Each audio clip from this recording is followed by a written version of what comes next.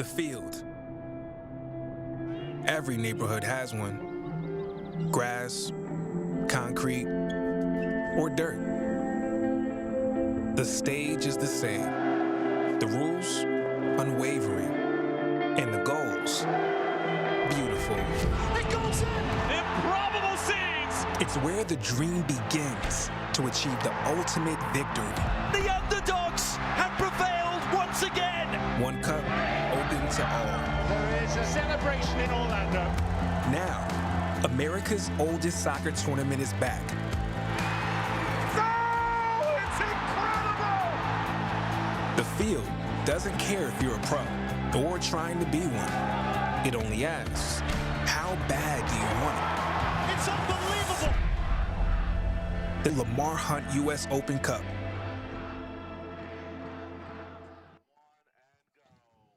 Good evening, everybody, and welcome to Gillette Stadium in Foxborough, Massachusetts. Tonight, we bring you coverage of the round of 32 in the Lamar Hunt U.S. Open Cup as Major League Soccer's New England Revolution play host to the USL Championships. Pittsburgh Riverhounds. Sean St. Jacques, Casey White on hand for you for this one. A place in the round of 16 is on the line. And of course, Casey, we have two star-studded managers at the helm of these two teams. The two winningest active managers of the U.S. as far as pro clubs going at it tonight in Bruce Arena and Bob Lilly.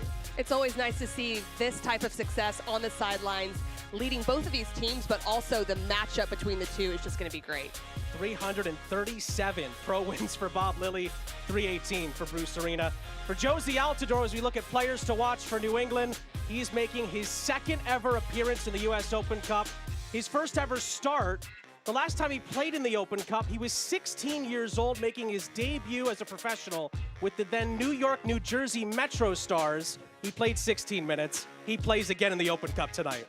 It's hard to even imagine that with just the prolific career he has had in his goal scoring, but it's great to see him back out there. Speaking of prolific goal scorers, the former New England Revolution player Edward Kizza is our player to watch for the Riverhounds. He has a knack for scoring goals, 3 goals in his last 3 knockout matches, the one most recently coming in the last round. He had the 81st minute game winner to bring Pittsburgh into this one. It's the first ever competitive meeting between these two clubs. Here's how the two legendary managers line up their teams tonight. Well, we already spoke about Jozy Altidore. He'll be up there with Vrioni as well, 2 high-powered players that can score goals. On the flip side, for the Riverhounds, Jamali Waite's going to have a big game. There's going to be a lot of opportunities going forward for New England, so he's going to really have to direct that back line in front of him. Gillette Stadium has been a fortress for New England this season. 8 games unbeaten in the league, 9 unbeaten in all competitions for New England. But Pittsburgh, in their Open Cup history, tend to make life very difficult for Major League Soccer opponents. It expects to be a really, really fun tie tonight in Foxborough. Matthew Thompson is our center official. Pittsburgh, in their black and grays, get us underway. And we're off and running in the round of 32 in the Lamar Hunt U.S. Open Cup. Anytime New England and Pittsburgh in any sport get together, fireworks are expected, and a place in the round of 16 is up for grabs. And not only is it going to be a challenge for the Riverhounds, but also being on the road as well. So it'll be interesting to see just how they start and how quickly they get into the game. Bob Lilly's boys off to the races here. Robbie Mertz, who's from Pittsburgh, lays it off. Shot does come in. Early save for Earl Edwards Jr. in goal for New England, and a positive start for Pittsburgh. Well, I guess we got our answer, right? Right away going forward. Such a great opportunity for the Riverhounds just in the first minute of play. There are some notables on the bench for Bob Lilly's group. Albert Dikwa is the biggest, 7 goals in the league this season for Bob Lilly's group. He's on the bench, and we had a chance to talk with New England this week, and assistant coach Tom Vandenberg told us that we were expecting Kizza. We're really hoping that we can slow him down. He's not in the lineup, and of course Bob Lilly's team going through a congested part of their schedule. So we'll see if we see him later on, but Edward Kizza is certainly a tough cookie to deal with himself. New England have it in possession. Panayotu. It's it back out wide. Latif Blessing, who came over in that big deal with LAFC during the offseason, controlled initially in the midfield, and then Renix sends it back for a reset to Omar Gonzalez and company at the back.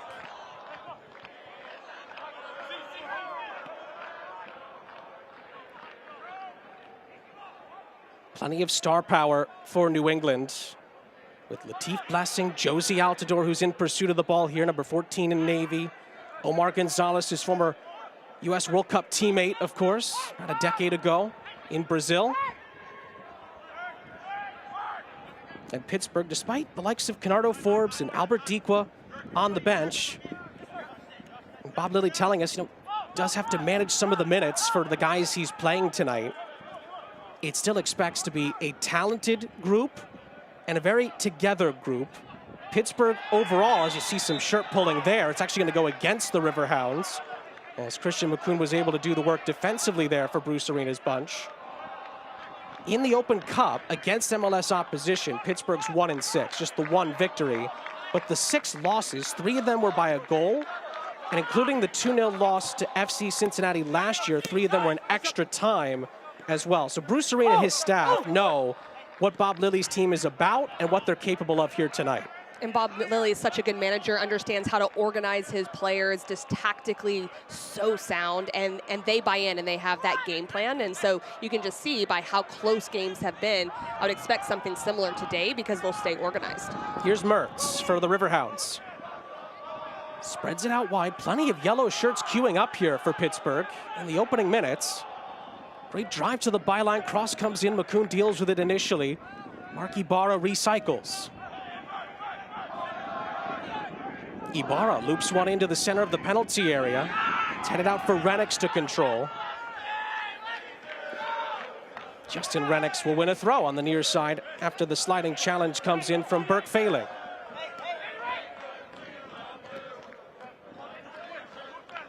Pittsburgh are currently 6th in the Eastern Conference of the USL Championship. 5 draws and 2 victories in the early going for Bob Lilly's guys. 11 points on the board. Just the 1 road win, though, in the league this season. It's been something that Bob Lilly's group has been trying to work on throughout the season.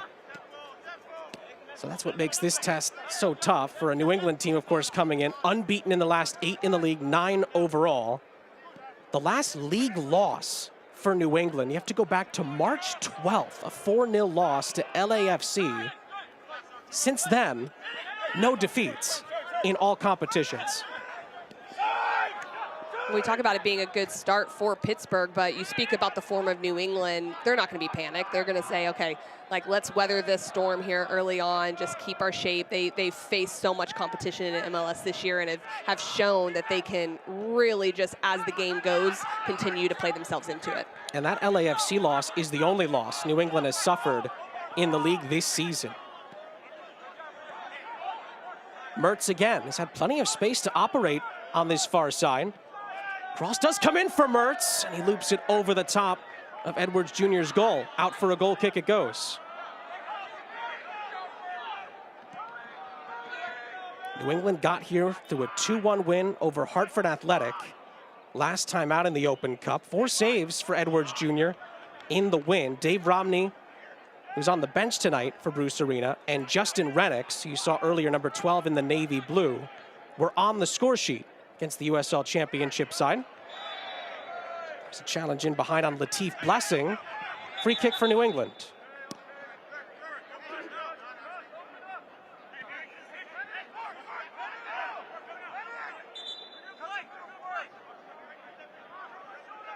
First ever competitive meeting between these two franchises, and we were actually speaking, Casey, off air about how bit of a surprise that is, considering how many times these two have been deep in the Open Cup over the years.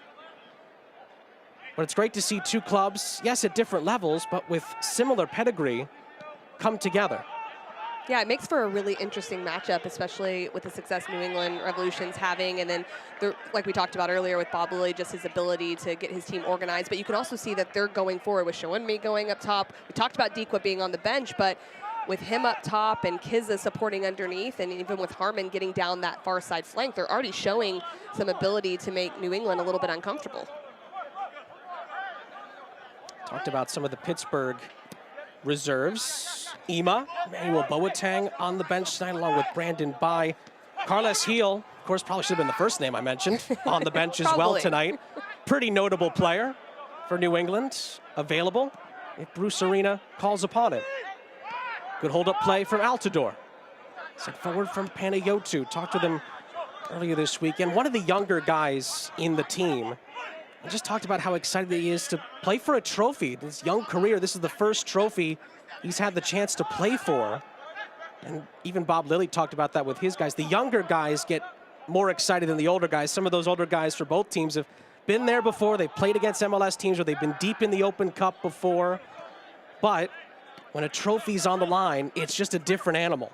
Oh yeah, he made no mistake about that, said when silverware is something that to be had, we're gonna go for it. And that's something that's definitely a motivating factor, but it's not one game, it's a process. It's multiple games in the middle of the season, so they don't take it lightly. They said it's not the easiest way to do it, but maybe the quickest way to get through some rounds and get that trophy. So definitely a focus for New England.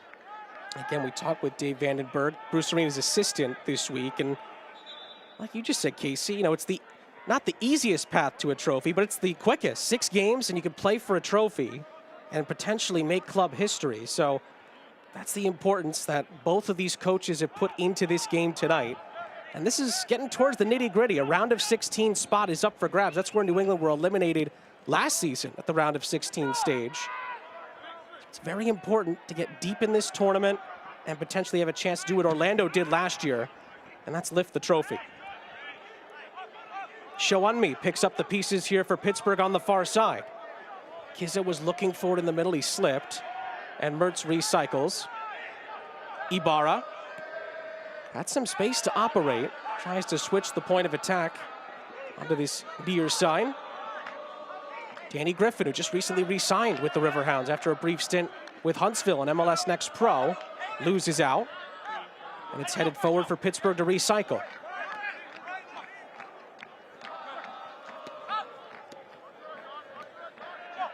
Joe Farrell.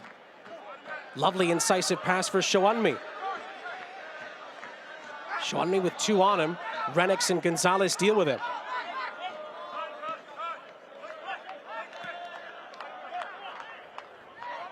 You know, we talk about the pedigree of both of these coaches. You talk about the Open Cup runs. It really says a lot about the managers to be able to really figure out, okay, how do we manage minutes? How do we get different players in? You talk about across 6 games, but how do you do that and still continue to have success? So for those coaches that can do that and really figure out how do we keep everyone fresh? How do we keep everyone clicking? It says a lot about the ones that can make the deeper runs. There is Bob Lilly. 337 professional wins as a head coach for Bob Lilly. For those that follow the USL Championship, you're not going to see many coaches with a better resume than him. And Dave Vandenberg talked about the respect that him and Bruce Arena and the entire staff have for what Bob Lilly's done. Renix makes a nice run in the middle for New England. And Vrioni tried to find some space. 3 goals in the league this season for him. Comes out for a recycle. Bolma thought about crossing it back in. He has Omar Gonzalez in support. Gets it back. Justin Renix. Joshua Bola. It's recycled for McCoon. Some probing here for New England. A lot of touches for Bolma. Gonzalez. Near side, Bolma again. Lovely skill. Chops it onto his left. And a Yotu central for Latif Blessing. Opportunity here for Rivera. Cross comes in. Renix couldn't get his head to it. And it's going to be flicked out of play for a New England throw on the near side. When you could see early on in that spell of possession where the Riverhounds were exposed kind of in a deep, wide area, but they did well to recover and just make New England recycle. But those balls that are being whipped in is something that the Riverhounds definitely knew they'd have to be aware of. It's something New England likes to do. So their marking in the penalty area going to be really important today. Ball is flared forward again for Vrioni. Cut out. Ibarra will play it out wide for a recycle.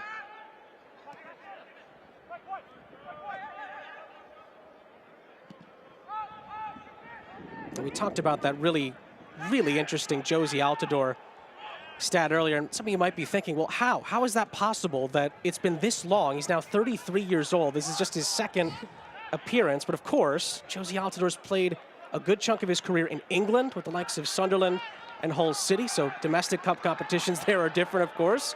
Of course, played a lot of big games with Toronto.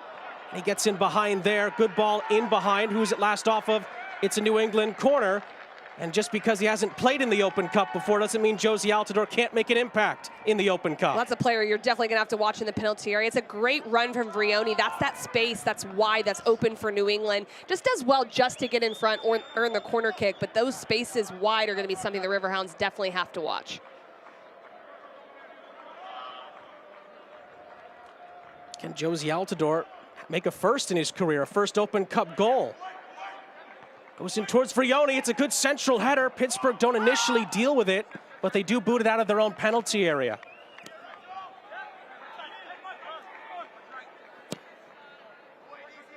Bulma switches the point of attack, but Mertz is there to cut it out.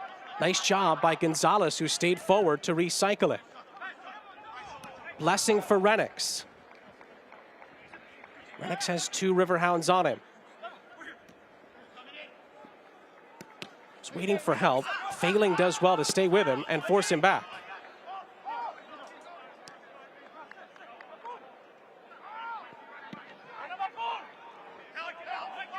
Pittsburgh had a good early chance inside the first 2 minutes. That was saved by Earl Edwards Jr.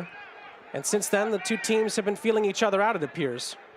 When they're trying to expose that space, it's a good run from Bulma going into the space in behind. But the way the Riverhounds are set up with that 3-back in the 3-5-2, it allows those 3 center backs to just watch for anything that comes in there. So just really well organized. But the more the outside backs from New England come up, it's going to create problems there just because of the 2v1. Of course, New England has a very good history in this competition. 2007 winners of the Lamar Hunt U.S. Open Cup. They won in Dallas, or I should say Frisco, to be more specific. 3-2 victory in the final in 2007. Of course, Bruce Arenas won the Cup with DC United back in 1996 as well.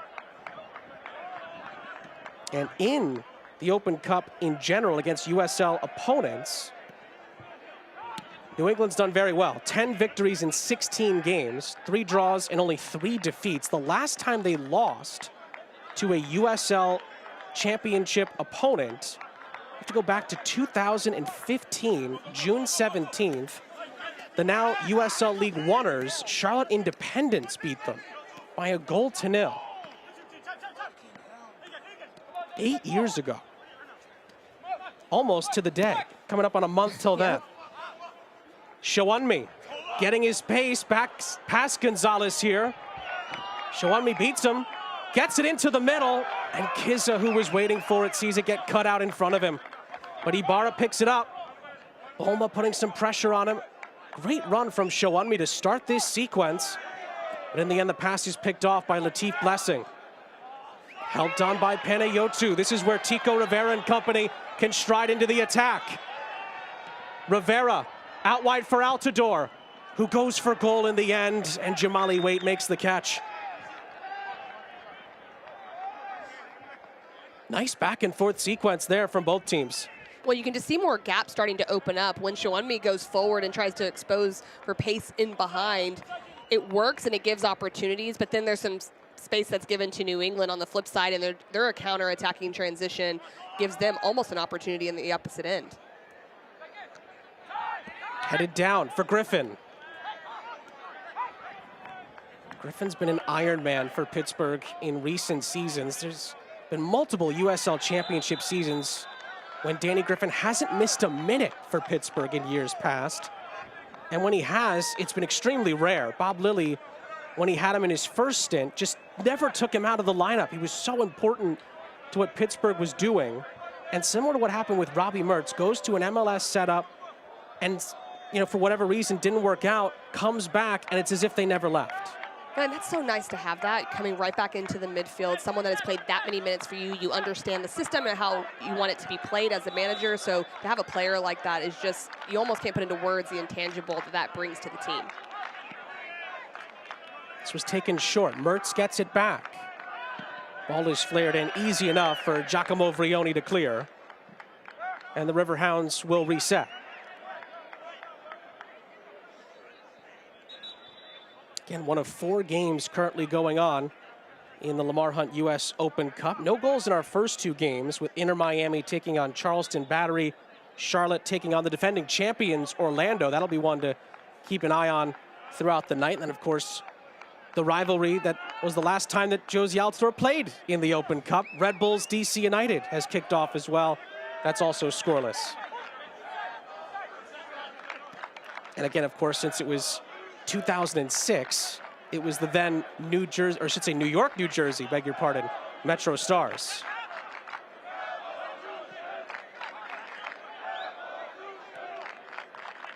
Well, Edwards Jr. has already been called upon to make a save tonight. Gonzalez, who already knows he's got a handful in Shounmi on this near side, sends it forward. Good shielding by Renix. Panayotu.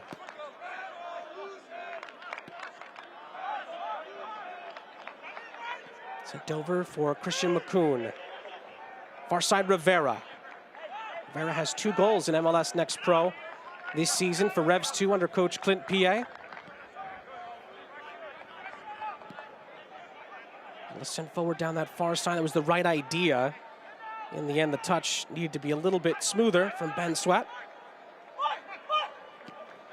Outside of the boot pass is cut out on this near side by Joshua Bolma.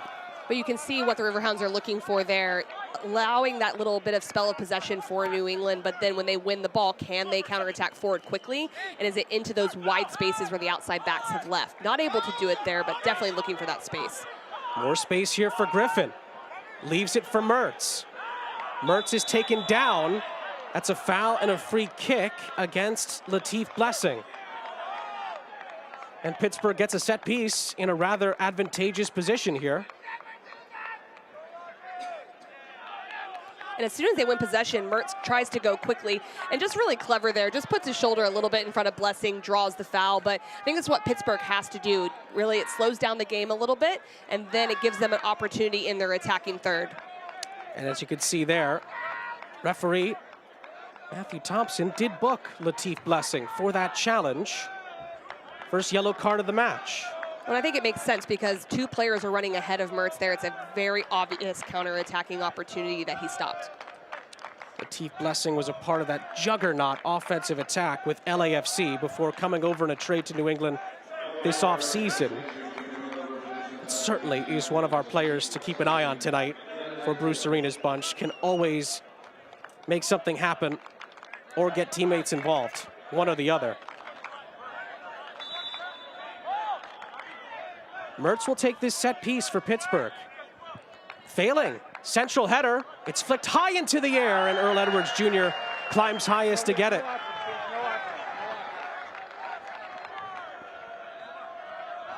Right off of the Bob Lilly training ground there.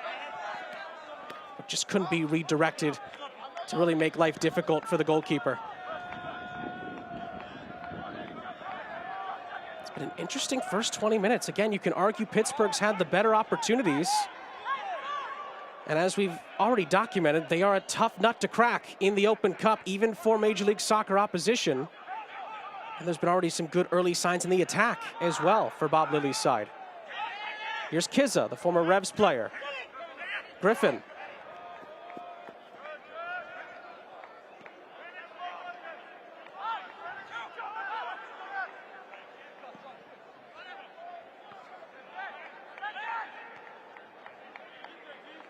Headed forward onto the far side. Ben Sweat cuts it out and then loses out.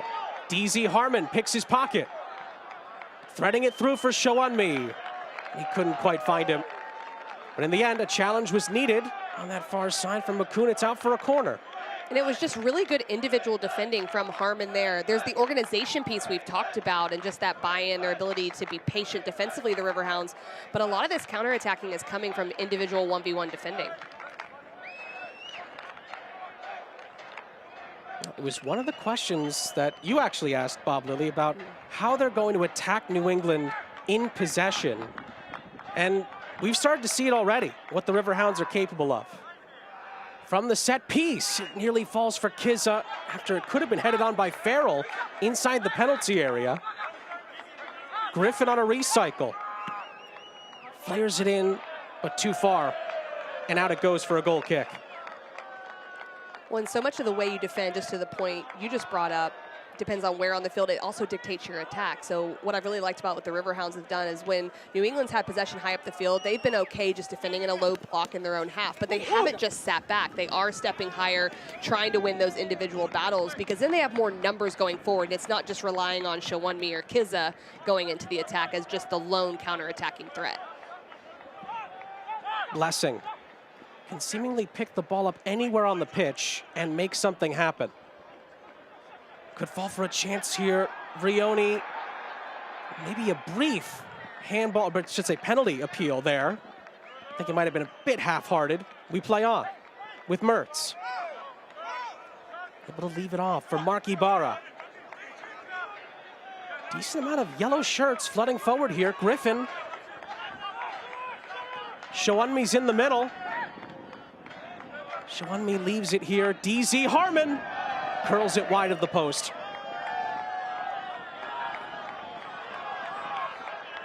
More good build-up play from Bob Lilly's boys. In the end, DZ Harmon just not able to hit the target on the shot. Now a ball down this near side for Justin Rennicks. We seemingly have two Pittsburgh players watching Justin Rennicks like a hawk on this near side. Failing is one of them. Bulma, Panayotu. And to that point, part of the way that they're just set up, the Riverhounds, is to make sure there's that insurance behind the wingbacks, behind Failing, behind Harmon, just having players that are naturally there as their three center backs that can cover. New England has pace in the wide areas. They have great 1v1 ability. So just having that extra insurance just defensively is something that can really help Pittsburgh. Pittsburgh had the forfeit victory in their opening round of play against Rochester, New York FC. Unfortunate to see them no longer having operations with that club in MLS Next Pro last year, of course, and then had a 2-0 win on April 25th over the Maryland Bobcats. Kiza and Failing on the score sheet for Pittsburgh in that game to get them into this round of 32 tie. The hold-up play of Altidore. Sweat has it blocked by Mertz. And New England have a throw. Now, Josie Altidore's already played more minutes than he played back in 2006 in the Open Cup. Hold up plays, central. Panayotu couldn't quite get to it. Bulma recycles it for Blessing. Makun out wide. Panayotu poking it forward for Rivera. Lovely back heel by Rivera to Panayotu. It's lovely skill. Into the middle it comes. Josie Altidore is there, and the shot is blocked. Blessing tries to pick up the pieces. Blessing is stood up. Did he follow through? Yes, he did, and he's already on a yellow card. Matthew Thompson waits very patiently here. Did Latif Blessing follow through enough? Pittsburgh are asking the question. Matthew Thompson is having a long, hard think over this. It is a Pittsburgh free kick. Medical staff is being asked to come on here. Again, a yellow card has not been shown, so for the moment, it's just a free kick. Well, it's so hard to say, but there was such a reaction there right after that foul, and gotta be careful there in midfield because that would be a huge loss for New England. Pittsburgh could suffer a loss here too on the injury front. We will get a second look at this challenge. Again, Latif Blessing is on a yellow card when he makes it.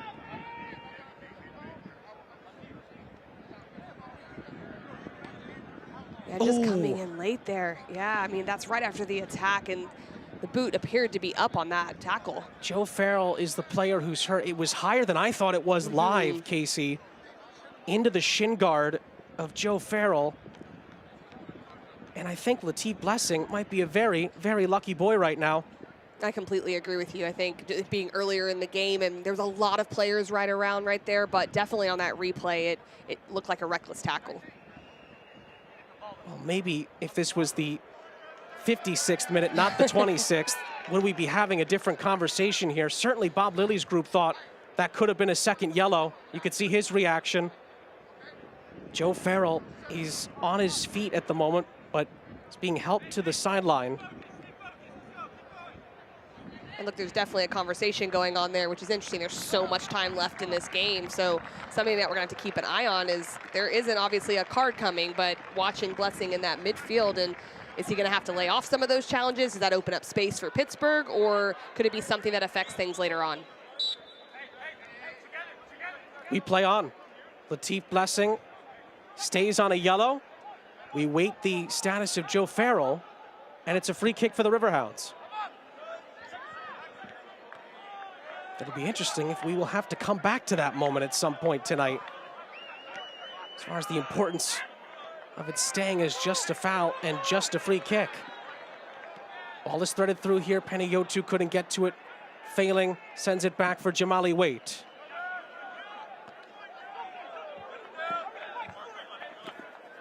Bulma for Renix. Renix couldn't find a teammate there in Panayotu. It's cut out by Ibarra. This is Kiza.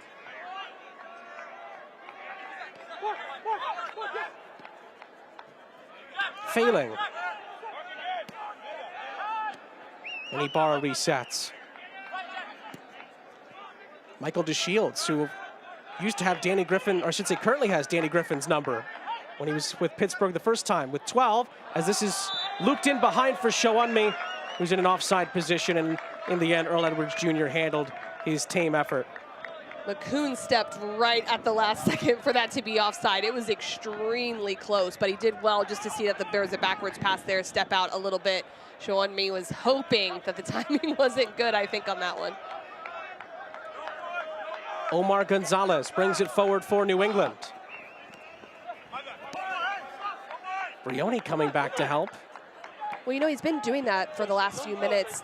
Even the opportunity that happened before that Blessing challenge, he's coming back, and it's allowing other players to get a little higher in the wide spaces. As New England possesses a little bit more, they're finding rotations to get in there and expose that space against the Riverhounds. Nice run from Rivera. Referee had a good hard look at that. DZ Harmon is penalized. And the Revolution have a free kick.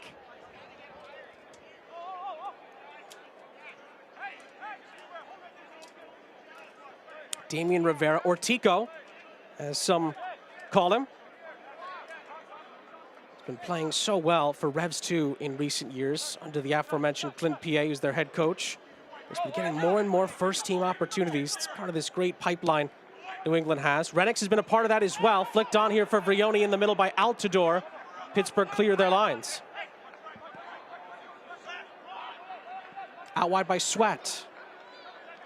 Rivera. Shielded away by Harmon, and it's a goal kick.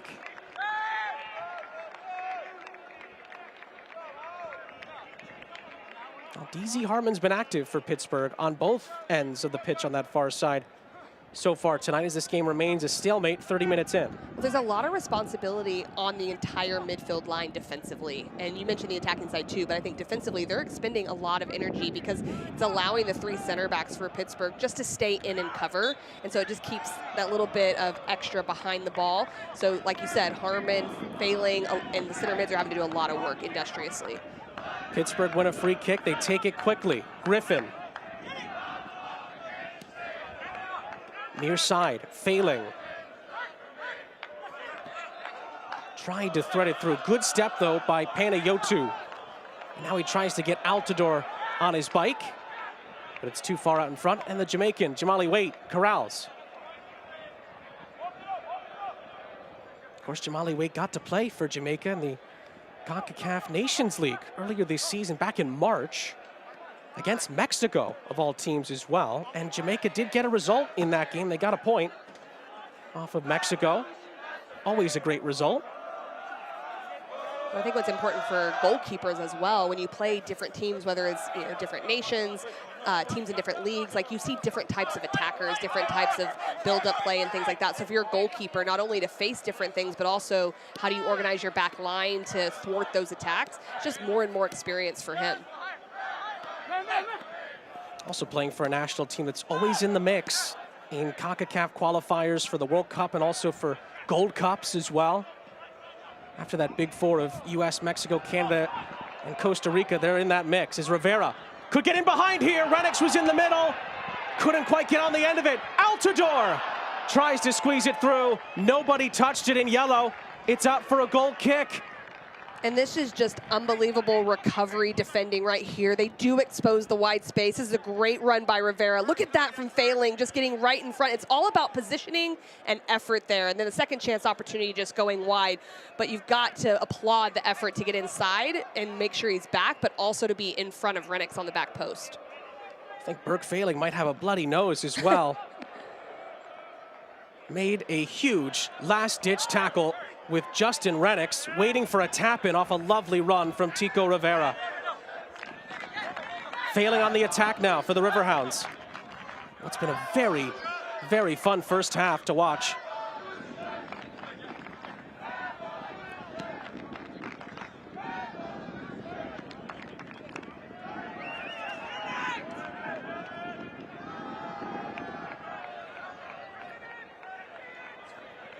Fans, dive deeper into the thrills and drama of the Lamar Hunt US Open Cup. Join the conversation on Twitter and Instagram at Open Cup and on Facebook at Official Open Cup.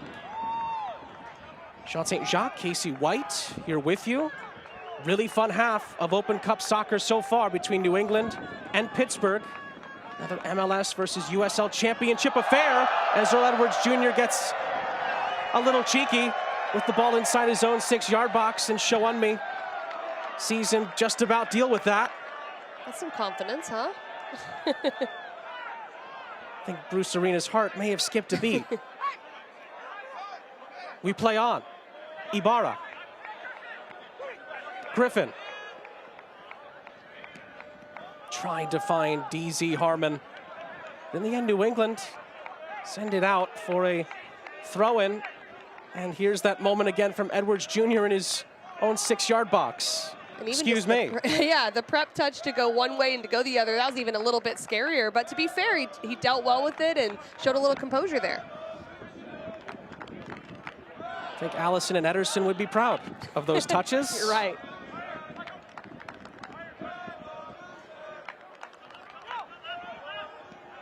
Pittsburgh on the attack. It's headed into the path of Griffin. Falls kindly for him. Danny Griffin marauding on the edge of the penalty area. DeShields. Failing. Back for Michael DeShields. Now Edward Kizza. Out wide for DZ Harmon. Sweat defends him. Harmon now with 2 on him, pushing a chase into the penalty area, and Omar Gonzalez makes a big tackle there. Concedes a throw into the visitors.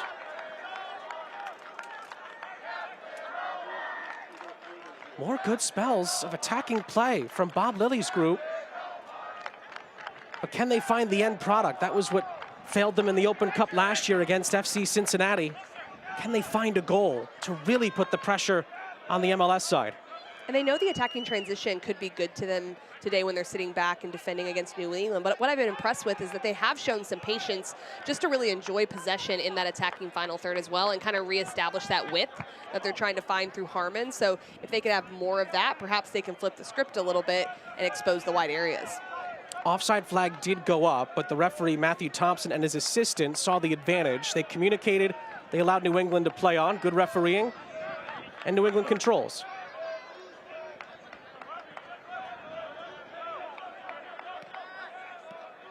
Rivera. To Panayotu, who's been all over the place in the midfield for New England in this first half. Gonzalez for Renix, who heads it down for Altidore. Bolma. Back for Altidore. Gonzalez resets. McCoon, who had a big challenge earlier to stop a Pittsburgh attack. Panayotu turns into space. Gonzalez near side. Justin Renix goes at Failing. Back heel for Josie Altidore. More probing from New England. What can they create from it? Sweat out wide. Damian Rivera. Again, good shape from Pittsburgh. No opportunities for New England to really breach their back line.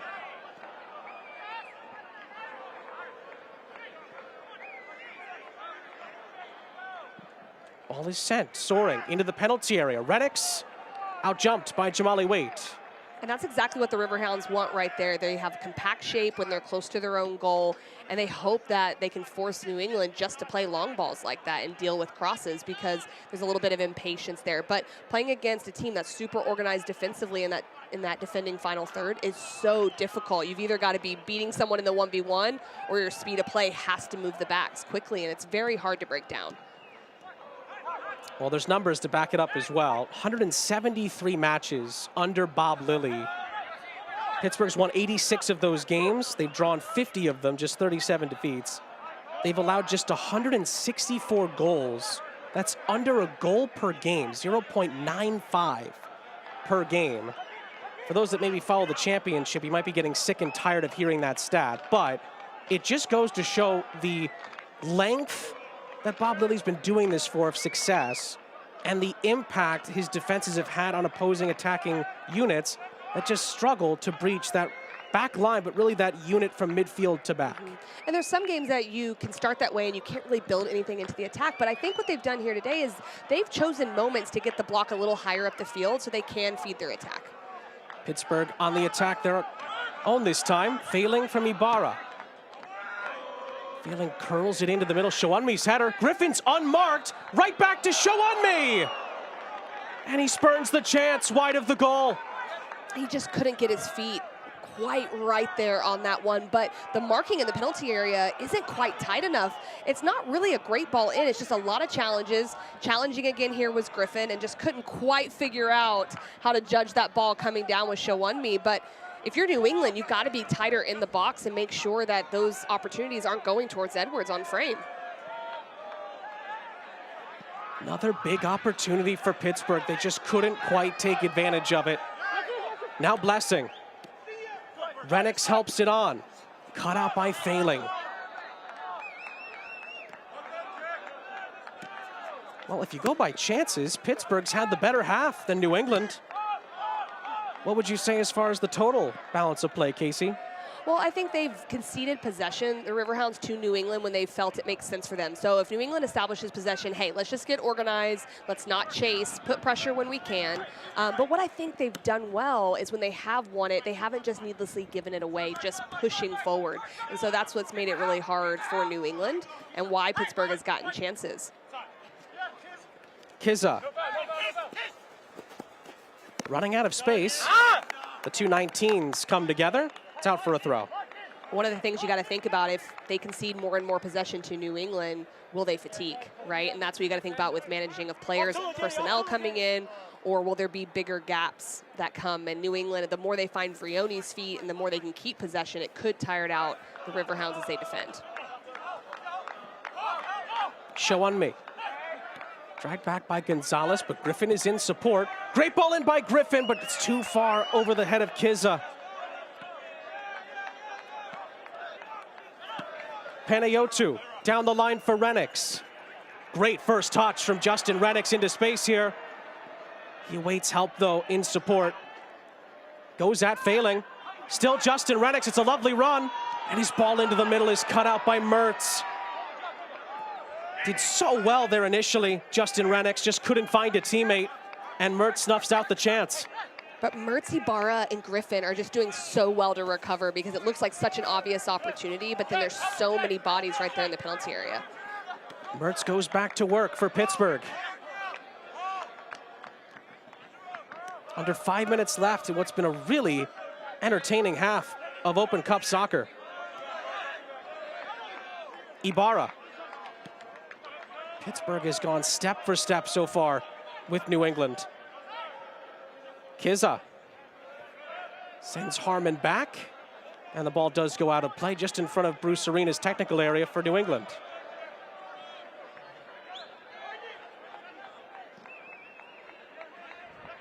Rivera. Blessing gives it away. Kizza invites Griffin into the attack. DeShields.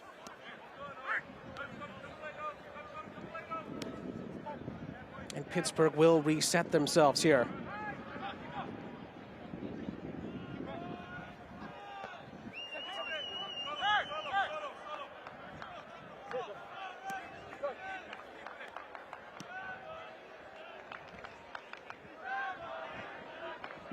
Christian McCoon for Gonzalez.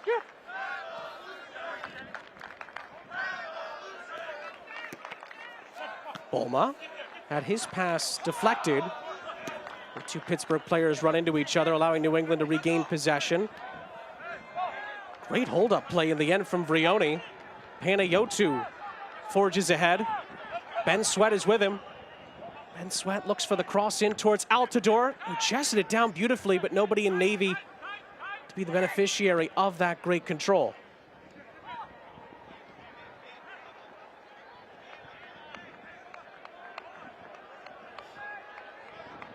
Harmon wins a throw after being harried by Jack Panayotu.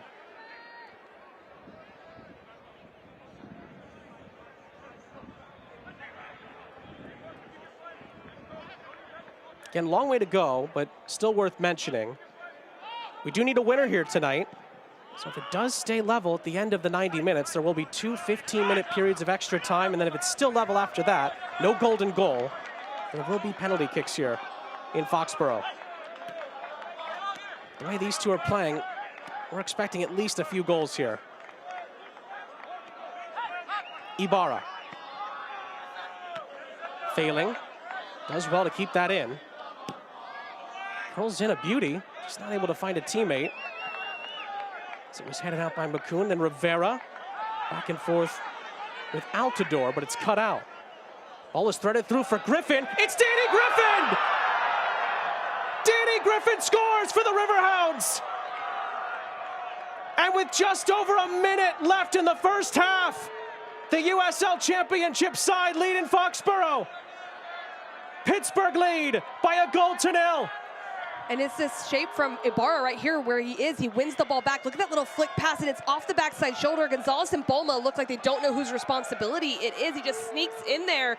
Edwards has to come out, but just diving in that space. But what I love is Ibarra's positioning defensively wins that ball, and then he's able to slip that ball in behind. It's a great finish, though. His first goal since becoming a Riverhound for a second time in his career. What a huge hammer blow here at the end of the first half.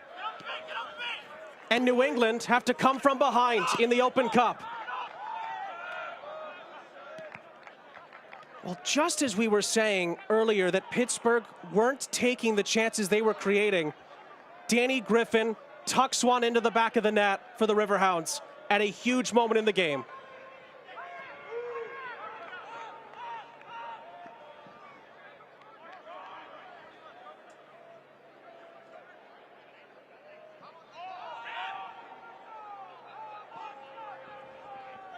Gonzalez controls as we enter one added minute at the end of the first half.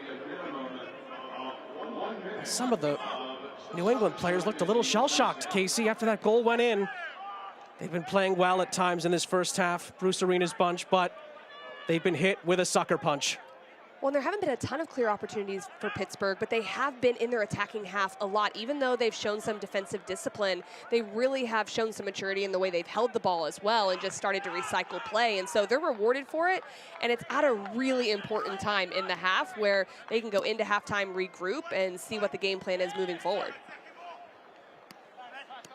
Bulma. Can New England create a chance to get level right before the end of the first half? Sweat from McCoon. Ball played down the line for Rivera. Panayotu. New England do have to create something quickly here. Bulma for Altidore. Ball's got to go in the penalty area, but that's it. That's the end of the first half. Pittsburgh Riverhounds of the USL Championship play a phenomenal 45 minutes here in New England. Danny Griffin's first goal since returning to the Riverhounds gives them the lead going into the halftime interval. And I think if everything else is the same and you go in tied, if you're New England, you just say, keep being patient, we'll be able to wear them down. But this changes everything because now there's got to be much more of a sense of urgency. Play the same way, but now you've got to go forward even more. Could we have a cup set in the making in Massachusetts? Huge 45 minutes coming up for New England and Pittsburgh. It's the underdogs, the Riverhounds, who lead at the half by a 1-0.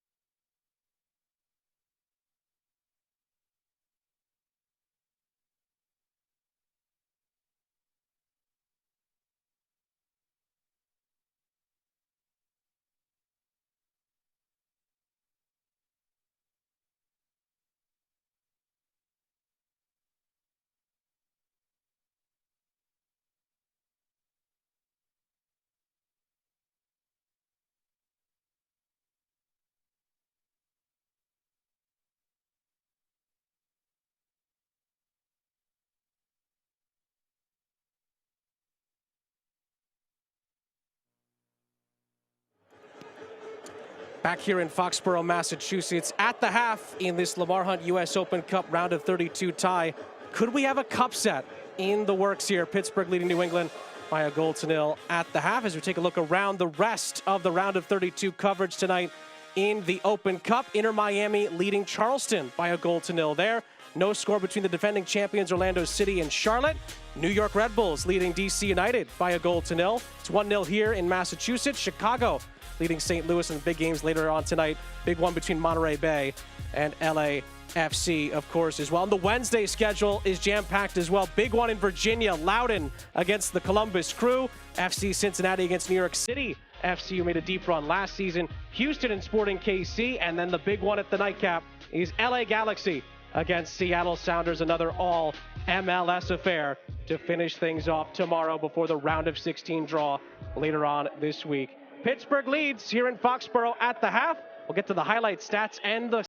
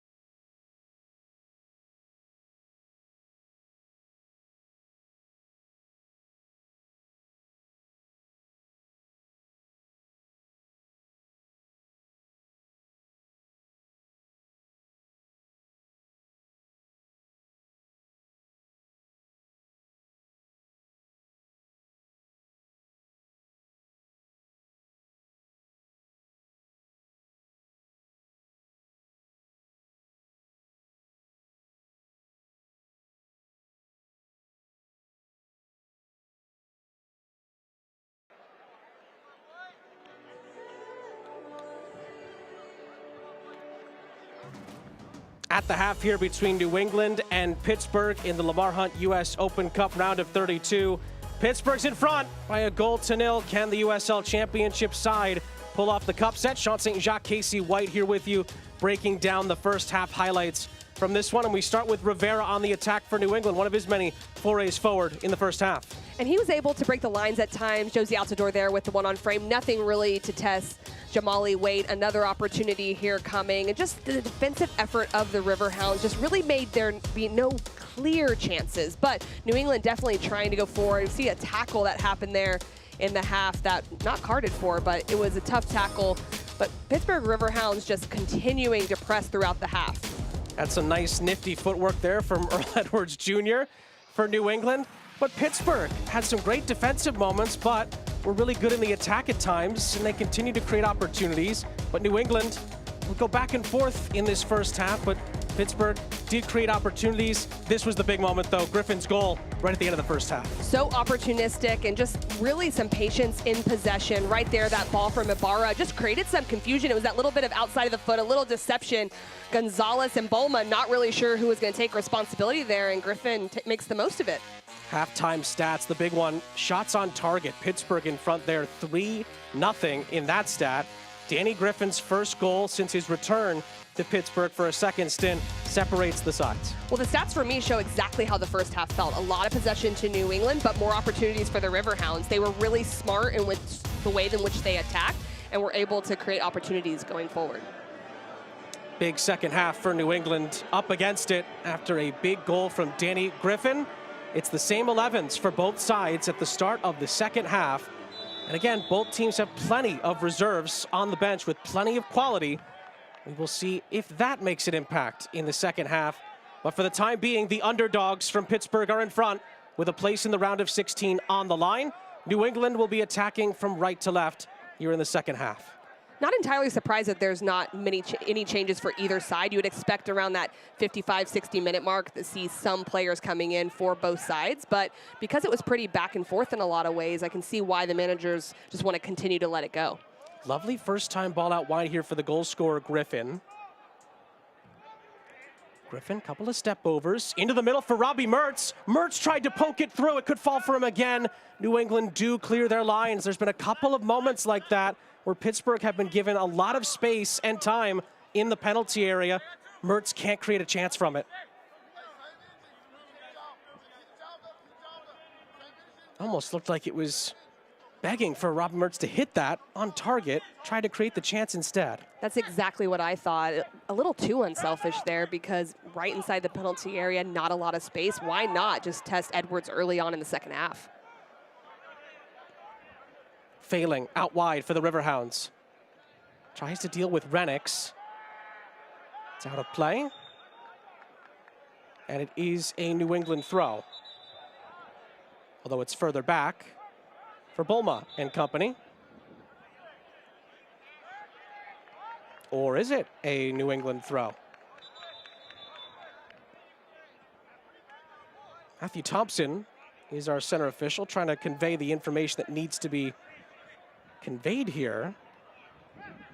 And it looks like this is actually going to be brought back for a Pittsburgh free kick, it appears.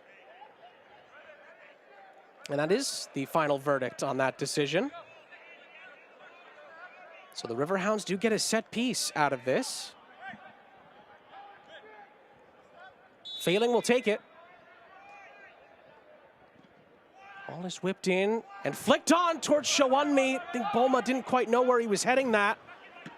And it's cleared away. Nearly a very dangerous opportunity there. Mertz. Can Pittsburgh find a second goal here at the start of the second half? We were talking off air about New England maybe needing to light a fire under the group, Bruce Arena and company at halftime. But if anyone knows how to light a fire under their team, it's Bob Lilly. And it's been his boys that have been the aggressors at the start of the second half. But there's such a fine line between patience and urgency, and when do you use what? And I think that New England could use a bit more urgency when they're going in the 1v1 situations just to create something. Harmon in for Shawunmi. It's a miscue on the kick, but Earl Edwards Jr. had his head on a swivel.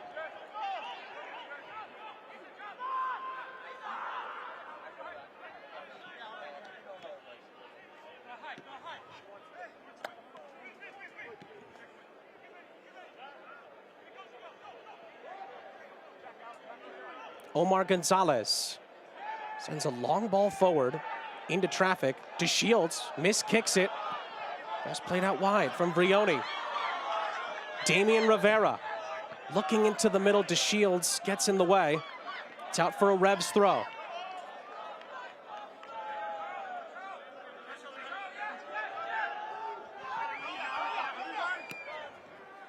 First half was entertaining, at some points exhilarating. Good opportunities for both teams. It was back and forth. Danny Griffin's big moment in the 44th minute has Pittsburgh in front and potentially taking the steps towards a cup set. But there is still a long way to go. We were talking about the urgency earlier. I mentioned the 1v1s, but also the speed of play. It's just not very sharp in how quickly that New England's moving the ball. And yes, there's patience there, but not only has Pittsburgh shown they'll just be patient and let you knock the ball around, but they also got the 1-goal lead now. So they need to be shifted quickly. New England almost did it earlier in trying to find this outside space, but you've got to shift the ball quickly in order to create gaps going forward. Kiza. Ibarra was brought down but got right back up. No advantage came from it. Free kick for the Riverhounds. Taken quickly, Kiza. With Shawunmi making a run, Matthew Thompson sees that as a fair challenge. Olma really forced Renix out of play. Reset for Gonzalez. Near side, this is Sweat. Through the middle for Altidore.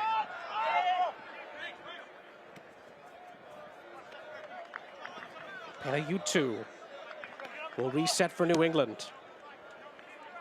Well, some of these stats we kind of hinted at earlier are worth reiterating. 16 times the Revs have played USL Championship opponents. They've won 10, they've drawn 3, they've lost 3. Great ball in here for Altidore, couldn't quite square it up, but it is out for a corner. Although Pittsburgh disagreed with the decision. Multiple players saying it came off of Altidore last, including DZ Harmon. It didn't look like Altidore made an appeal for it. He got the call and walked off, so veteran move there.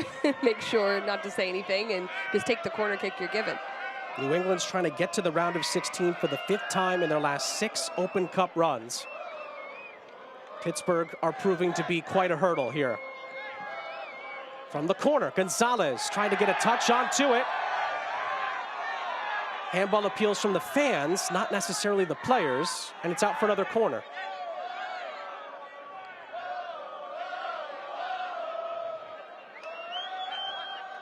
Good chunk of the Rev support is behind this goal.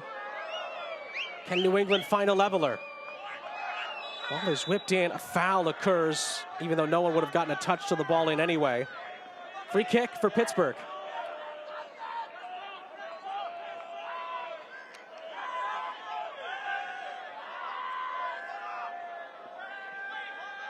Talked about earlier, New England won the Open Cup in 2007. They've reached 3 finals in their Open Cup history.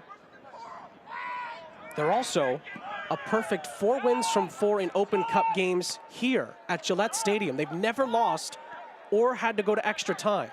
They've won all 4 games.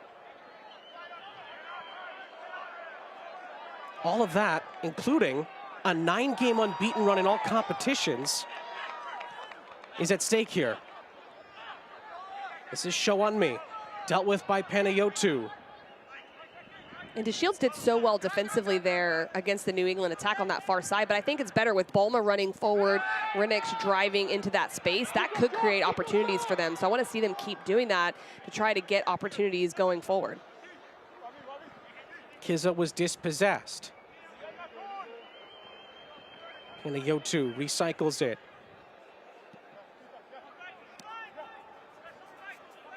McCoon. Had some big defensive moments himself in the first half for New England. Latif Blessing, who some may feel is lucky to still be on the pitch right now. Panayotou threading it through. Could be a chance here. Vrioni sizes it up, crosses it into the middle. DeShields got a touch to it. Sweat sends it right back into Justin Rennicks. It could still fall for Panayotou. And Jamali Wade gets onto it and holds onto it.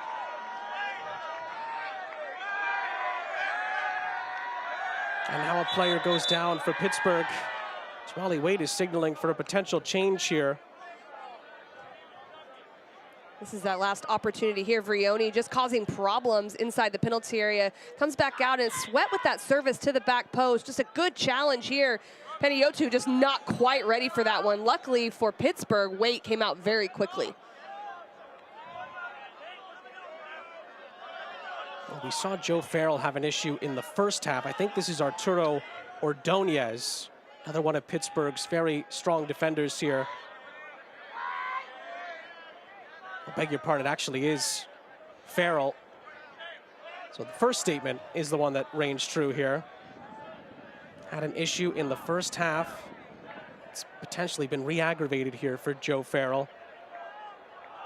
It was that challenge that Latif Blessing put in on him that led to the first instance of him being down. And again, a lot of people from the Pittsburgh point of view thought that that could have easily been a second yellow for Latif Blessing.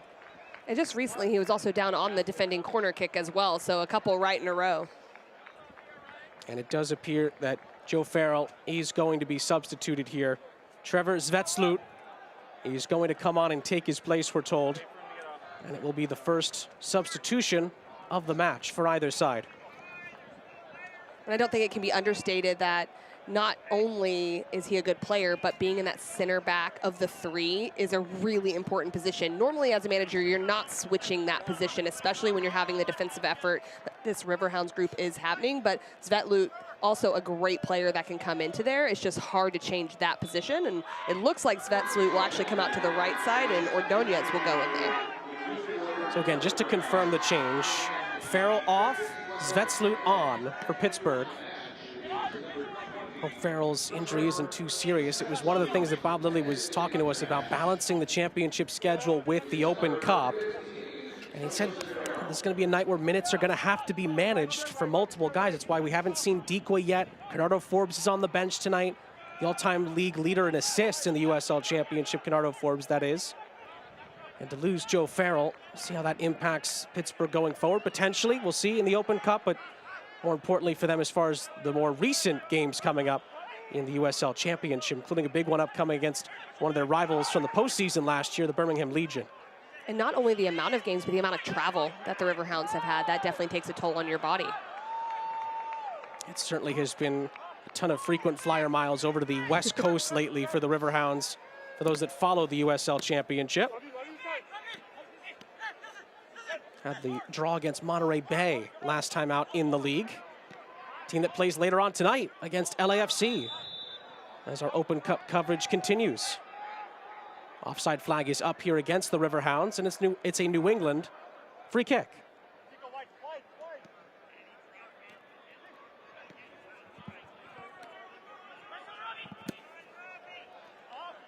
Ball is floated down this near side. Waite committed. Vrioni chops it past him, but luckily for Waite, there was no navy blue players in the middle, and he apologizes for misreading that. That could have been a very dangerous sequence.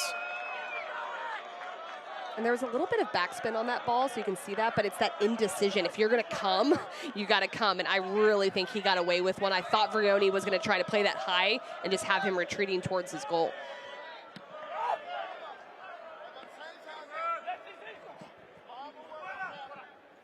Tola Shounmi gives chase. Makoun clears it upfield and out of play.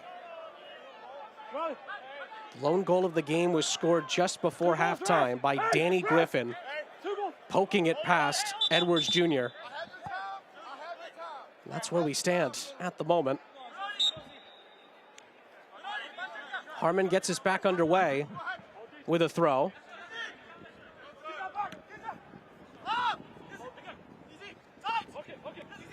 Nice turn by Harmon.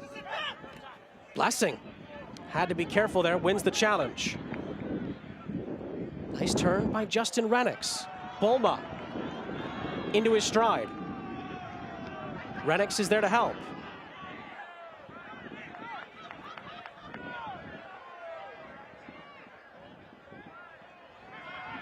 Ball in the middle is cut out. Kizza picks it up. Ball is flared forward on that far side for the goal scorer Griffin. Gonzalez impedes him, but doesn't stop him. Ibarra got the assist on the Griffin goal. Out wide for Shounmi. Kizza's in the middle, as is Mertz. Shounmi to the byline. Cross does come in. Edwards Jr. taps it only as far as Harmon. Mertz was lurking. Harmon is brought down. Referee allows play to continue, but then another little niggle. Sees the ball go out of play. Referee was pointing the other way, it appeared initially. It does look like this is going to be a free kick for Pittsburgh. Yeah, and I agree with that. You know, the assistant referee was pointing the other direction, and I think that would have been for him not attempting to get up after he was put on the ground after that first challenge, but definitely our center official saw that last one that came through to award the free kick. We approach the hour mark in Foxborough. Can Pittsburgh add on to their lead?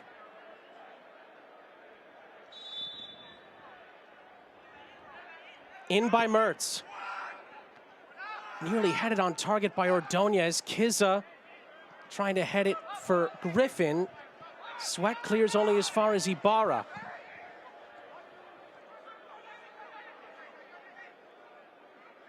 Griffin for Ibarra. Threading it through Ordonez. Ordonez tried to cross it, hits it into the side netting.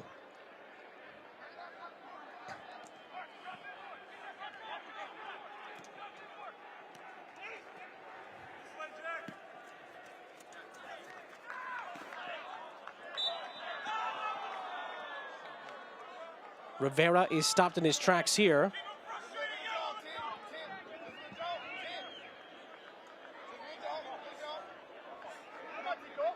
Under half an hour left.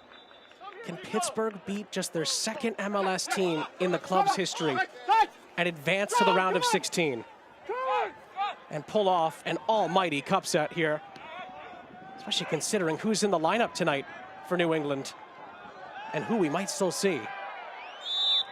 Referee sees a foul there, allowed play to continue initially, but Matthew Thompson comes back. Bulma wins a free kick for Bruce Arena's group.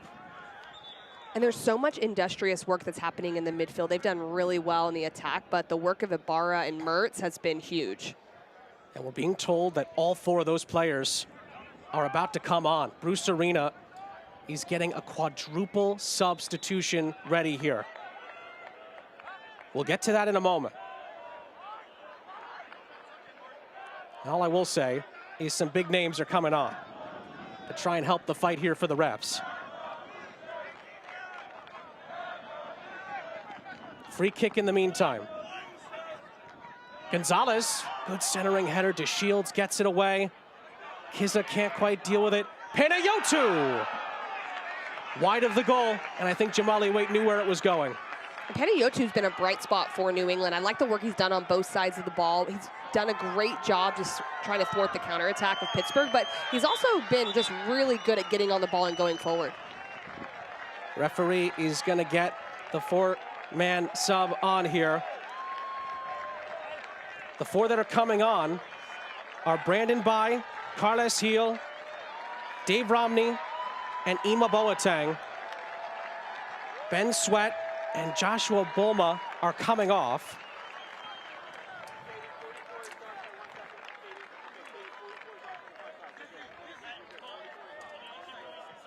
Coming on now is Dave Romney. One of the other players coming off is Damian Rivera.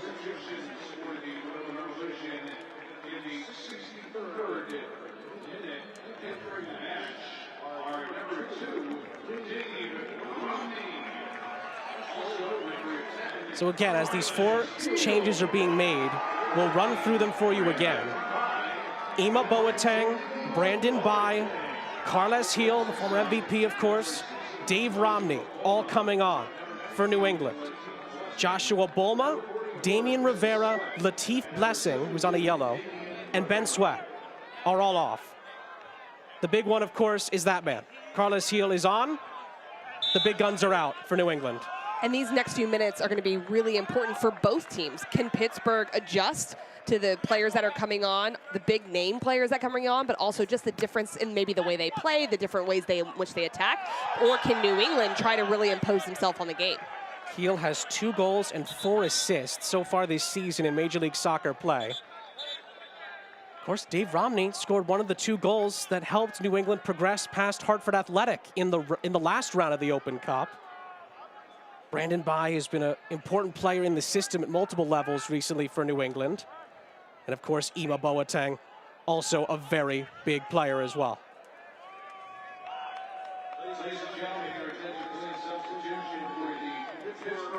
Pittsburgh is going to counter with a double change of their own. Luke Biasi is going to come on here for Burke Failing. And the USL Championship's all-time leading assist man, Kenardo Forbes, is going to come on. And Robbie Mertz is going to come off. It's almost like a completely new game could happen, and not just because of personnel, but just that many changes. Are there gaps that are going to open up that New England can take advantage of? I think some of the big changes tactically could be the outside backs for New England, because they can create more 2v1s going forward. That's where the space is right now, but they just haven't really been able to penetrate that. So you kind of wonder, with all these subs, is that really going to help New England, or are the Riverhounds going to be able to make sure the gaps are minimized? It's almost like a pickup game just broke out, and MLS said, yeah, we've got Carles Gil, and the USL Championship just said, yeah, how about Kenardo Forbes? That's our counter. 2 just tremendous players who are 2 of the best in their respective leagues at assisting and making chances come about. Gil ahead for Renix, trying to poke it through. Oh, it's a bit of a mistake here at the back. Cross into the middle by the substitute. Boateng is blocked. Out it goes for a corner. And it was the substitute Zvetslut who just wasn't able to deal with the threat initially, and Ima Boateng nearly created a big chance. And that's what the Riverhounds don't need. They don't need that over-aggressiveness defending in the final third. They need to stay close together, stay compact, and not create those gaps by being too aggressive to step. In by Heel. Waite didn't quite definitively clear that, and McCoon smashes it over the top. There is Kenardo Forbes, the captain for Pittsburgh when he's on the pitch, of course. An assist guru at the USL Championship level. He's been with Bob Lilly for some time now and just continues to produce for the Pittsburgh Riverhounds. Of course, Bob Lilly still has a big player on his bench in Albert Dikwa. We'll see if he ends up coming out at some point.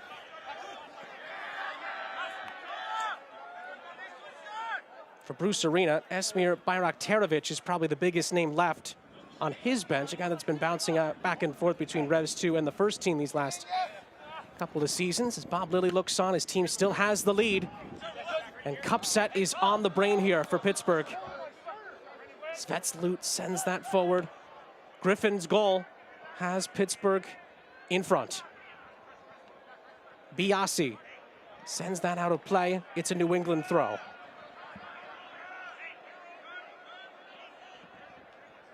It's been since June of 2015 since New England's fallen to a USL Championship side. Can Pittsburgh pull off one of the biggest cup sets we've seen so far this season? Maybe in a few seasons.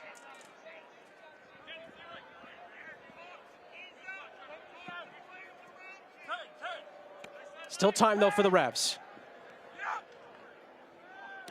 McCoon sends it forward. Panayotou on the turn. Boateng is with him. Forbes guards him.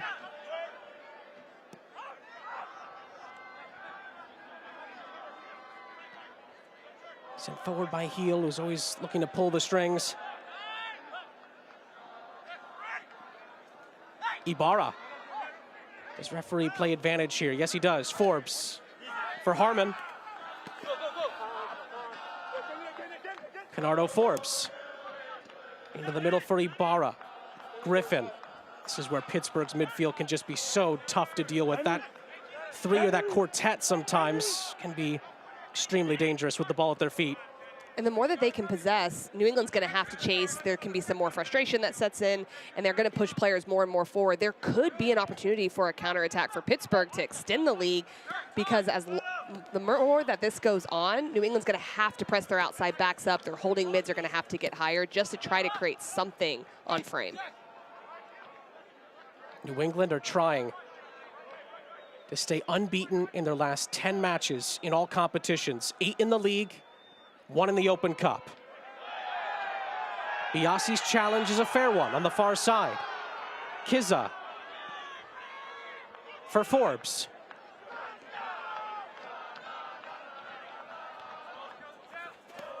Harmon has his pass cut out by Ima Boateng. And a reset for Dave Romney and company at the back. Carlos Heel.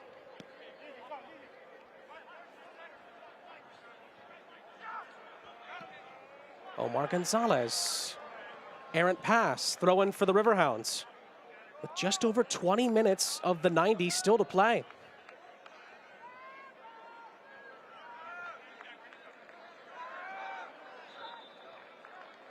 Should mention this as well, Casey. Just took a peek at some of the other Open Cup scores. Charlotte on the brink of potentially knocking the defending champions out, up by a 0-0 over Orlando City. Red Bulls lead DC United by a 0-0. Chicago leads St. Louis at the half by a 0-0. Scoreless between Minnesota and Pittsburgh. Beg your pardon, Minnesota and Philadelphia. Here it's Pittsburgh 1, Revs 0. 20 minutes left of the 90. Kiza leaves it for Griffin. Ordonez is invited into the play. Harmon, down the line he goes.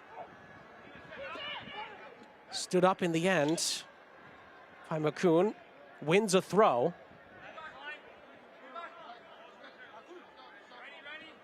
Harmon, I think, was trying to purchase a free kick there off the assistant referee. That would buy a little bit more time. But on top of all of that, I think they're doing really well and just not throwing anything just into the penalty area. They are really trying to just go forward, but if not, kind of keep it. And that just takes the air out of the game. It doesn't allow New England to have any momentum.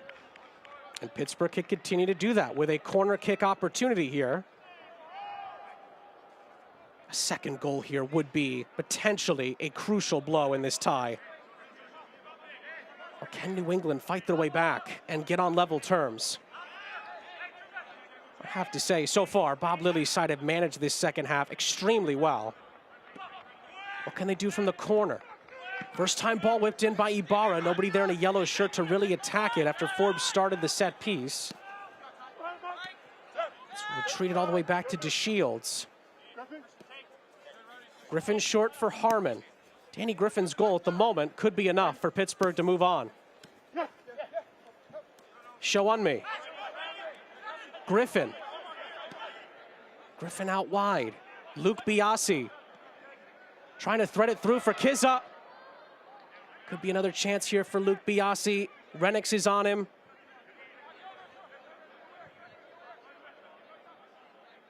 Still Biasi. Does really well. Show on me. Blocked. I think the flag might have stayed down there. Once again, New England doesn't quite have the anticipation required to stop the chance. Pittsburgh get the throw, and the Riverhounds look the more likely here. Yeah, and that's the thing. I think a lot of it, too, is coming from the front runners of Kizza coming out of his 10 position and then Showunmi. They're continuing to play those, runs right in behind, trying to get balls, and that makes New England defend. There's kind of two trains of thought. Do we sit in and we have the lead, let them come at us, or do we continue to press? And right now, the Riverhounds in good moments are pressing and not allowing the Revolution to feel comfortable. Carlos Heel.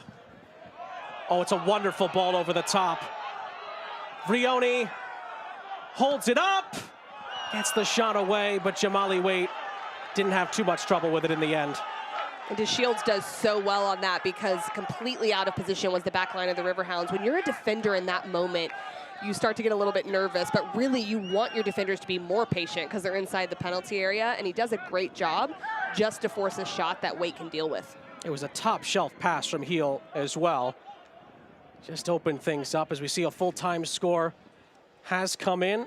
Inter Miami advances. Charlotte knocks out the defending Open Cup champions, Orlando City, as well. Mentioned this earlier, Red Bulls are leading against DC United as well. Chicago are in front at the half, and it's no score between Philly and Minnesota. Could we see a cup set here in Foxborough? DZ Harmon on the attack. So take a look at the scores and the upcoming games later on tonight. And of course, there's a great slate tomorrow as well in the Open Cup on Wednesday night. Harmon in behind. Forbes trying to get it back to DZ Harmon, who lays it off, and the shot from Ibarra is blocked. It's picked up by Kizza. It's blocked. Show on me. Blocked again. And the flag is up for offside. Multiple chances for the Riverhounds here, and the Revs Open Cup lives flash before their eyes. I mean, my goodness, they don't need a goal, but how nice would a goal be right now for the Riverhounds? It would take a lot of pressure off. The shots coming from everywhere, and Showunmi, I thought, had an opportunity there as well. The offside does come, but look at all the numbers that Pittsburgh's still putting in the penalty area to try to get that other goal. It's all still on the table here in Foxborough. But New England nearly were delivered another blow to them. Earl Edwards Jr. didn't know the flag was going to go up. Got to give him credit for making that save on Showunmi. And now Heel picks it up here for New England. Advantage is played. Heel goes on. It takes a deflection on his pass through the middle, and Waite collects. And you just wonder how big those saves are going to be, because he made a few in a row there, even though one of them was offside, because there's a lot of time left with the players that are on the field for New England. Pittsburgh can't feel comfortable right now. There's some individual brilliant moments that are starting to open things up. Still 15 minutes of the 90 left. If New England can equalize, we could see some extra time play out here. But as it stands, Pittsburgh would pull off the cup set and move on to the round of 16. Ball's played forward for Renix. DeShields clears. It's a throw.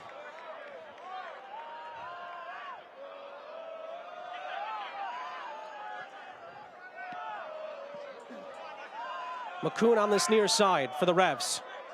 Josie Altidore. Can New England find the equalizing goal? Romney's ball whipped in. Heel, lovely touch. Carles Heel, wonderful ball, and Altidore spurns the chance. Magic at the boots of Carles Heel. Huge missed opportunity there from Josie Altidore. You'd expect him to at least put it on target, and he blazes it over the top. You can just see the quality from Heel and how everyone else just gets so nervous when the ball is at his feet, not wanting to overcommit, not wanting to step. It opens up that space, and it has to be better. You're right, it actually has to go on frame there just to make sure if there is a second chance opportunity, it bounces right in front. Ball goes out of play for a Pittsburgh throw.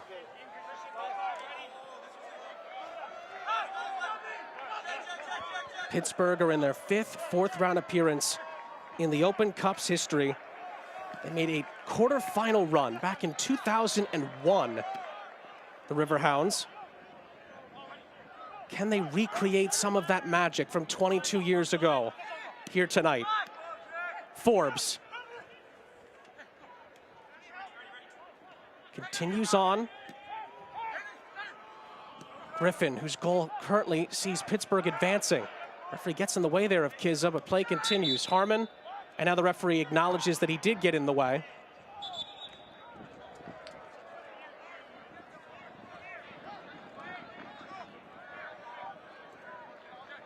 Meanwhile, Pittsburgh are going to go to the bench themselves here. Albert Dequa, he's going to come on. Edward Kizza, we're told, is going to come off. We'll get to that in a second. Two subs are getting ready. We'll get to that in a moment. All is flared back in. Shawunmi couldn't get to it. Boateng picks it up.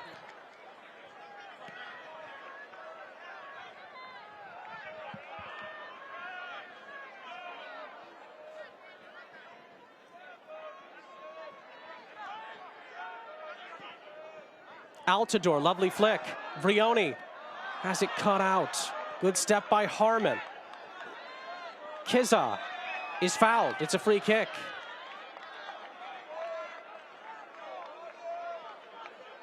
And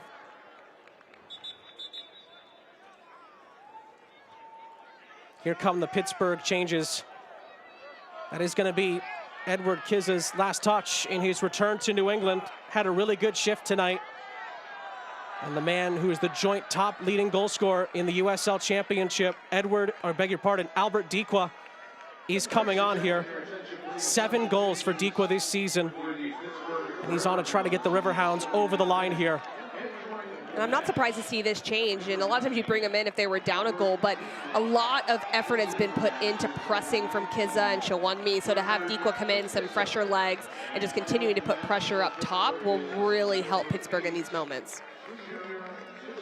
Junior Etu has come on as well for the Riverhounds. Tola Shawunmi had a great night himself. Leaves us with just over 10 minutes of the 90 still to go. So much can still happen here in Foxborough. Harmon in behind for Griffin. Dequa was in the middle. Griffin couldn't get it to him. Forbes trying to win it back. New England comes away with it. Heel. Boateng. Boateng into the middle. DeShields gets a touch to it. New England did make a change there as well. Esmir Bayraktarovic is on. Justin Renix is off. 2 players, big part of the future for New England. Switching places there. Panayotou with 10 minutes of the 90 left. New England need a goal to force extra time. Foul and a free kick there is going to go New England's way. Looks like the yellow card could be out here for Luke Biasi. That's exactly what's occurred. I was a little surprised by the card on that one, but you could see how high Brandon By's position was on that, and Biasi having to chase him all the way back. Now the outside backs for New England are just starting to have a higher position. You've got to, at this point in the game, create some kind of overload wide. And we'll just take a look at the last challenge. Just coming in hard there. It was that second part of the clip that probably the card was from. Ball does come in. Etu gets it away. Boateng on the recycle. Bayraktarovic. Makun plays it back for Boateng. Panayotou not on the same page with Altidore or with Romney. Goal kick for the Pittsburgh Riverhounds.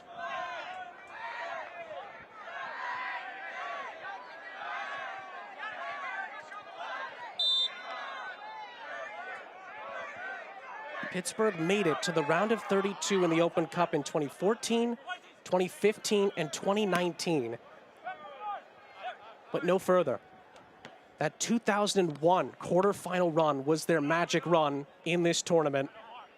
Can they get back there to the round of 16 at least this time around and have a chance to recreate that run from 22 years ago? New England still has a say over it. Boateng. Bayraktarovic.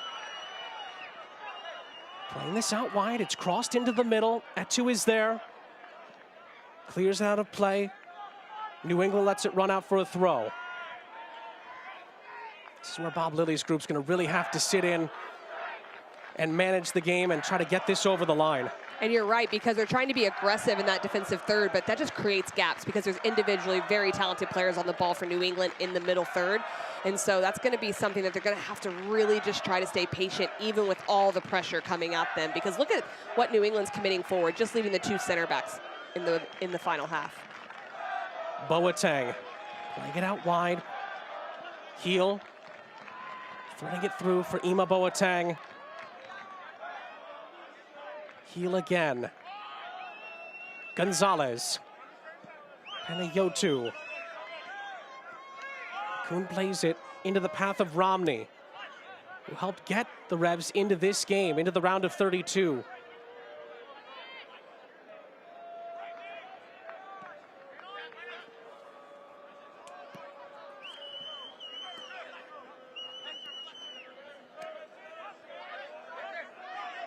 Romney flaring it out wide. It's a lovely ball to switch the point of attack. Bayraktarovic onto his left, poking it through. Nearly fell for a chance. Pittsburgh is able to sweep it away. Dikwa and then Canardo Forbes clears it out for a throw.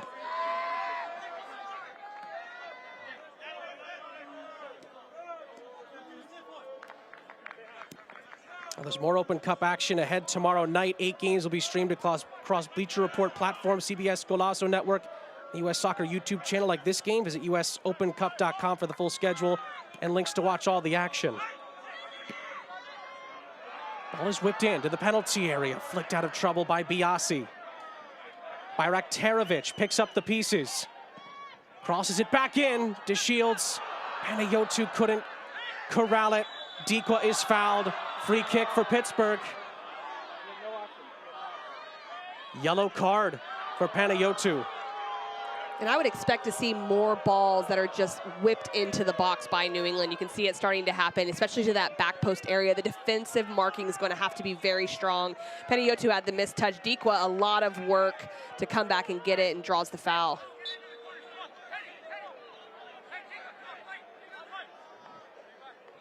Pittsburgh can use up a little bit more time.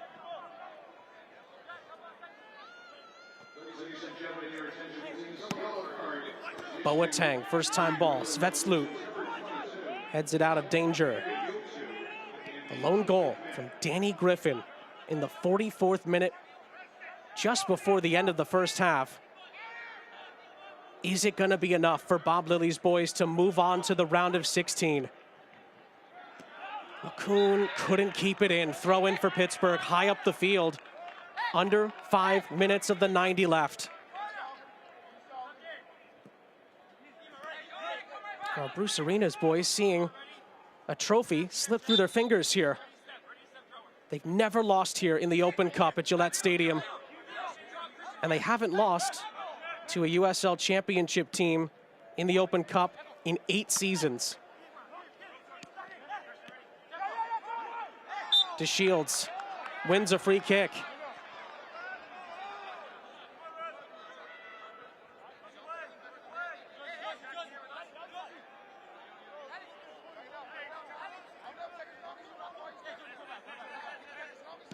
Griffin out wide. Pass is picked off. It's a good step defensively by Brandon Bai, who's on his bike here. Bayraktarovic is in support. 4 minutes left for New England to save themselves.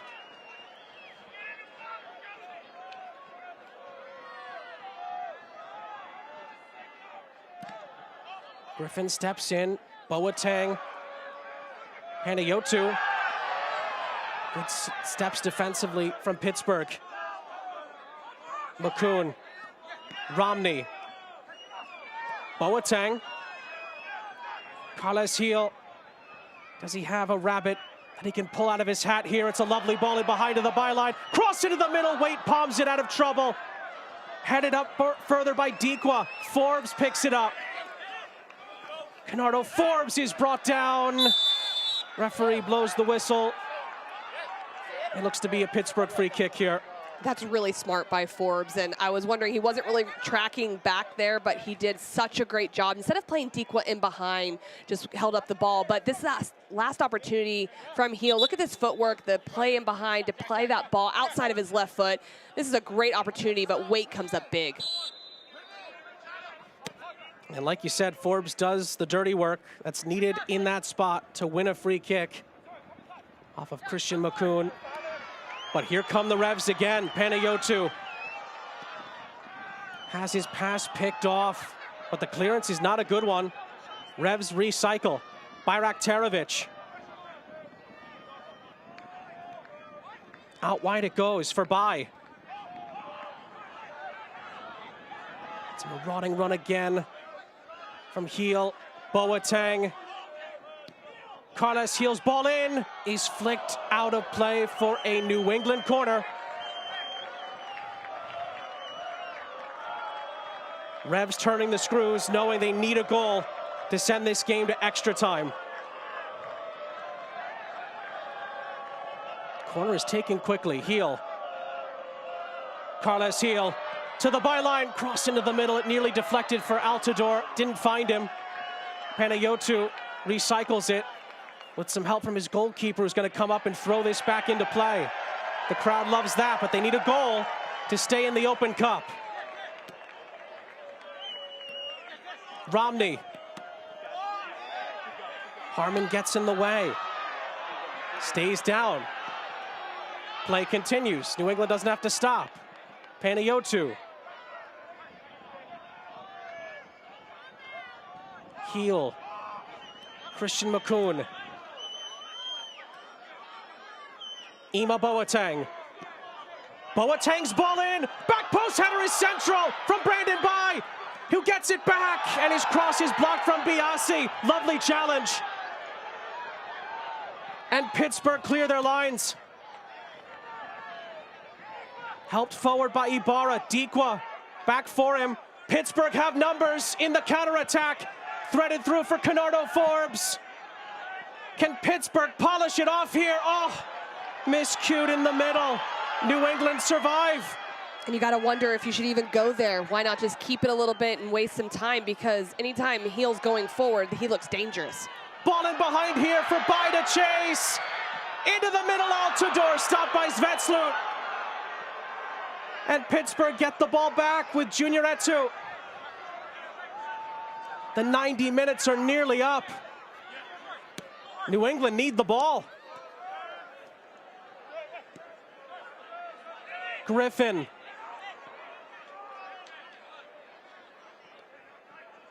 Ball is played central for Dikwa. Great hold-up play from him. Dikwa continues his great run down the far touchline. Out of play it goes.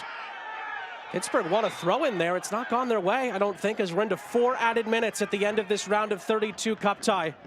If you're Pittsburgh, I just let Dequa work up top. I mean, Ibarra's coming out a little bit, and they're getting stretched when that happens. Just sit with Eto and Griffin. You want to try to plug up that space in front of the back line because they're clearing balls in. You want to be there to get everything out.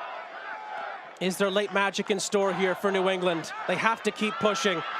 Fair challenge on Altidore. Pittsburgh come forward again. They have numbers. They're wide open here. Forbes slows it down to use more clock. Ordonez was the one that actually tells him to slow down. Now he goes for it, goes for glory, and drags it wide after telling Forbes to use clock. He saw his name up in lights, but didn't see Dequa open either. New England will get another chance at it with 3 minutes left. Heel, plenty of space for Boateng. Carles Heel, great cross in, but nobody in Navy to get their head to it. Dequa's hold-up play again is perfect from the Pittsburgh point of view, and it's a free kick. Well, Dequa kind of rescues everything there because just not great decision-making when Pittsburgh has had the ball going forward.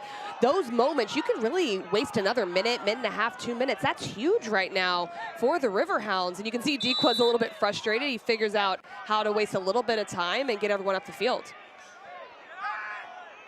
Bob Lilly's boys are 2 minutes and change away from history. Can they get this over the line at the home of the Eastern Conference leaders in Major League Soccer?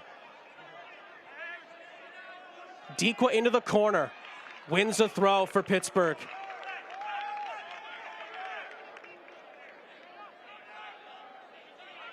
Well, we talked about their exit last season against FC Cincinnati for Pittsburgh Riverhounds in the Open Cup.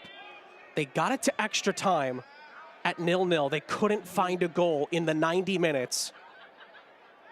Tonight they found their goal, and they've been holding on ever so tightly to this lead since the 45th minute. Can they do it for another minute and a half? Can they knock out New England?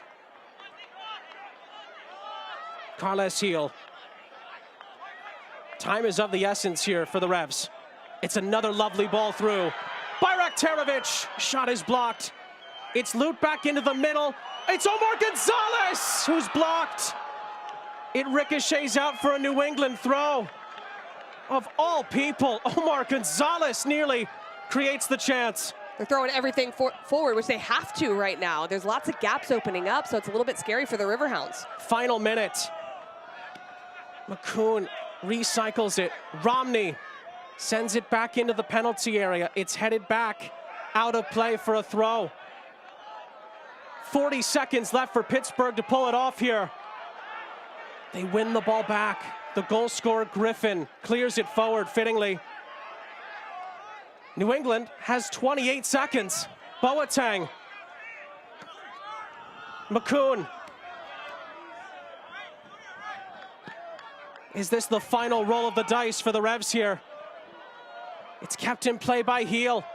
Whipped into the middle, Bai's header. Nearly fell for Gonzalez. DeShields heads it into the air. Cleared away again by Griffin. Referee takes a look at his watch. And that's it! The game is over! The remarkable Riverhounds have pulled off the cup set. Pittsburgh comes to Foxborough and knocks out New England. Bob Lilly's boys march on to the round of 16 of the Open Cup with a crowning achievement.